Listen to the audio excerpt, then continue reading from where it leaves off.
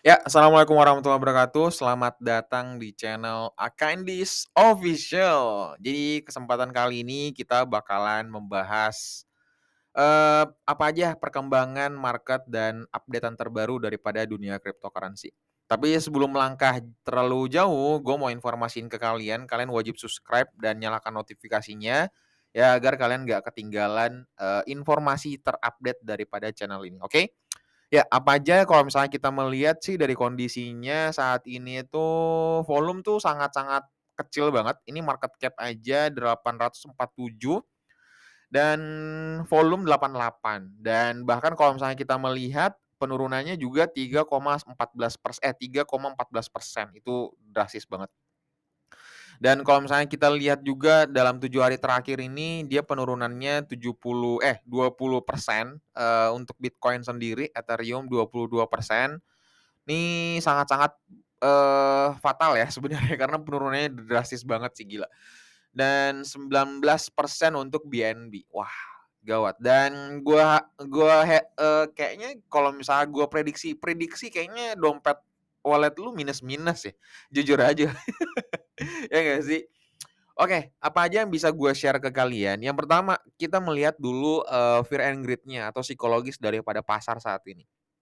Psikologis daripada pasar saat ini tuh sangat-sangat, extreme fear ya, bahkan dari 38 menuju ke 25, habis itu dibantai lagi menuju ke 21. Wah, kacau banget sih, kacau.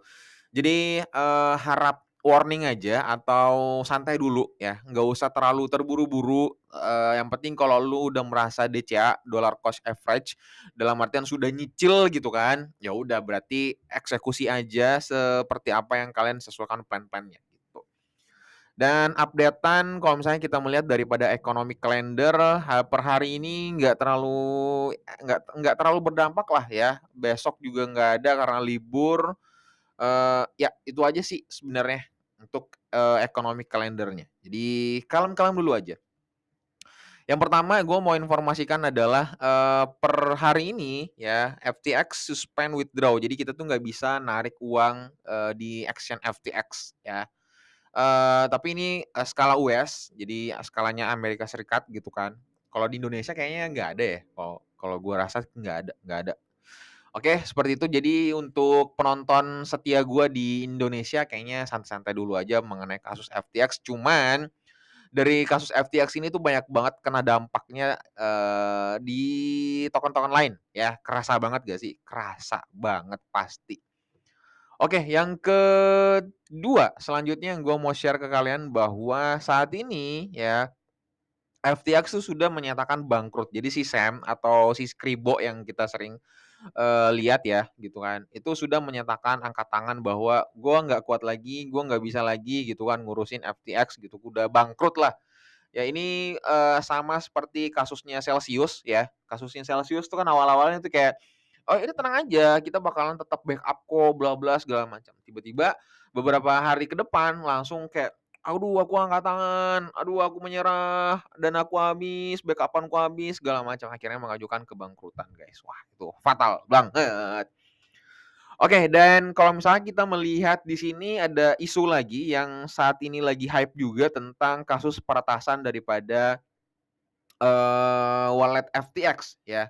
Ini para wallet-wallet FTX, orang-orang user-user FTX gitu kan. Di sini ada satu artikel yang mengatakan di sini.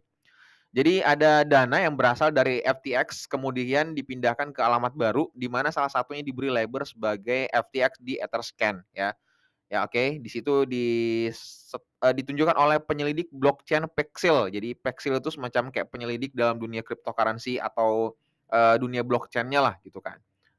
Nah, terus di sini dijelaskan bahwa, isu ini tuh keterlibatan peretas atau hackers gitu ya.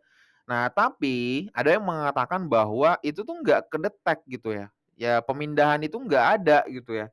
Cuman yang jadi persoalannya adalah, mungkin dipindahkan tapi yang melakukan ini adalah kemungkinan keterlibatan orang dalam dan kita udah tahu bersama bahwa si Sam ini tuh licik banget menurut gua. Lu bayangin ya, kasus Luna ternyata di belakang layar tuh ulahnya dia juga gitu. Dan wah, gua nggak bisa bayangin sih guys.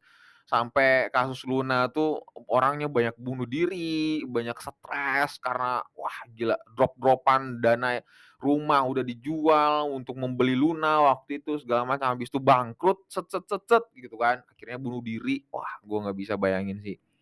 Dan si FTX ini atau si Sam ini tuh nggak merasa bersalah dengan apa yang ditindaklanjuti, apa yang pernah ditindakin itu gitu kan. Nah, sama dengan keterlibatan ini, jadi analogi sederhananya gini, jadi kalau misalnya lu udah ketangkep nih, "Oh, gue nggak bisa ya, udah gue memang salah," kayak gitu segala macam. Tapi lu kaya, udah korupsi gitu kan. Nah, uang itu tuh agar tidak semuanya diambil oleh, apa namanya, oleh negara gitu kan, otomatis lu transferin ke orang-orang terdekat lu dong, atau nggak usah terdekat ya, orang-orang yang menurut lu kayak nggak bakal kedetek gitu.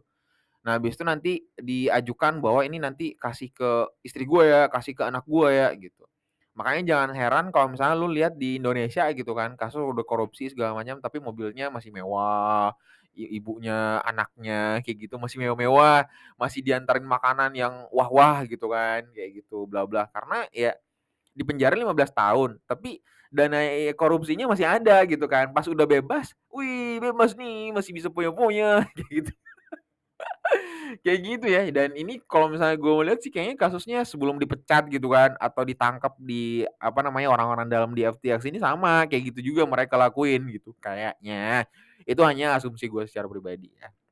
Kalau salah ya, diwajarin aja namanya juga asumsi gitu kan. Seperti itu.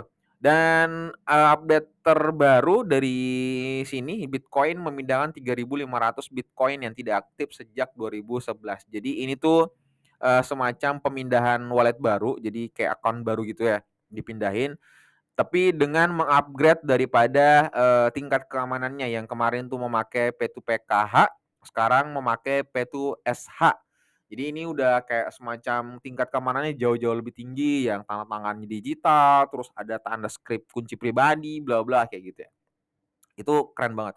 Kalau misalkan lu mau upgrade juga, lu mending pakai ledger yang, USB atau card, itu udah banyak dijual di pasaran ya. Tapi belinya yang original ya, jangan yang KW, bahaya guys.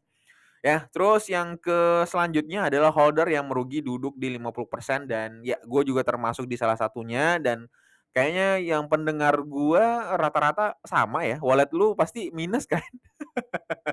Cuman gue tekanin ke kalian bahwa kalau lu berinvestasi di dalam dunia cryptocurrency itu resikonya itu gede banget guys, gede banget. Makanya gue dari dulu mengewanti-wanti kalian bahwa lu jangan sampai memakai uang pinjol, lu jangan sampai ngegadein mobil, ngegadein rumah orang tua lu, ngegadein tanah orang tua lu, jangan guys. Habis itu lu masukin di kripto, jangan. Jangan, jangan. Gue tekanin jangan guys ya. Jangan, serius itu bakalan wah kacau, fatal fatal itu, guys. Intinya lu bisa cuan di kripto memang, sangat singkat gitu, tapi ingat ya resikonya juga gede, lu bisa bangkrut secara singkat juga, simpelnya seperti itu. Jadi kalau lu nggak bisa manage dengan baik, mending nggak usah dulu, tahan-tahan aja dulu, oke. Sepengalaman lu aja pelan-pelan pelan-pelan, namanya investasi tuh nggak cuman satu, corong doang, banyak corong-corong lain, ada kripto, ada gold gitu kan, ada emas gitu ya, ada saham, kayak gitu-gitu loh ya, ada deposito dan lain-lain gitu ya, seperti itu. Oke, itu yang gue bisa share ke kalian. Kalau misalkan dari segi harga sendiri, ini yang gue rasa ya, kalau misalnya di sini ada 3 titik yang lu harus, perhatikan. Di sini ini juga menjadi titik demand-nya yang, poin penting ya. Jadi ini tuh, perlu diperhatikan ini adalah demand-nya di sini ya. Tapi kalau misalnya kita melihat, wait ya. Tapi kalau misalkan lu melihat jeng jeng jeng jeng, ini kita udah, patah ya, ini udah melewati garis trendline-nya. Nah, harapannya itu adalah kita melihat dulu ini bakalan naik naik naik untuk melewati di area sini guys ya. Harapannya seperti itu. Habis itu kalau misalnya dia cuma mentok sampai sini ya, cuma sampai di sinilah ya, sampai area-area sini ya yang gua bold ini nih. Oke, otomatis mengalami penurunan set set set set mencari lower low baru lagi guys, karena udah menjadi double top gitu ya. Tapi kalau misalkan ini set set set set set set set set dan melewati sampai di titik area ini ya, sampai set gitu ya. Wait. Sampai di area sini ya, sampai area sini. Sorry banget.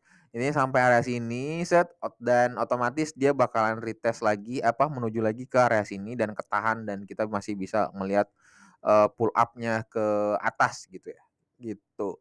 Ya, itu, opsi kedua ya, nyatanya sih sebenarnya kayaknya bakalan retest dulu ke sampai sini, habis itu menuju lagi bla bla Makanya ada bahasa di luar sana ada 13.000, 12.000 ya, itu sewajarnya memang seperti itu. Makanya gua juga bilang di Instagram gua tuh, santai dulu aja, kalem-kalem dulu aja, jangan terburu-buru masuk di pasar. Yang penting lu udah merasa bahwa udah nyicil di harga 15 kemarin ya, itu udah good job banget menurut gua, ya. Saat ini kita tinggal melihat santai dulu dengan kondisi pasar saat ini. Oke, itu aja yang gue bisa share ke kalian. Thank you banget. Sebelum kalian close videonya, tekan tombol subscribe dan nyalakan notifikasinya, support gua guys, oke?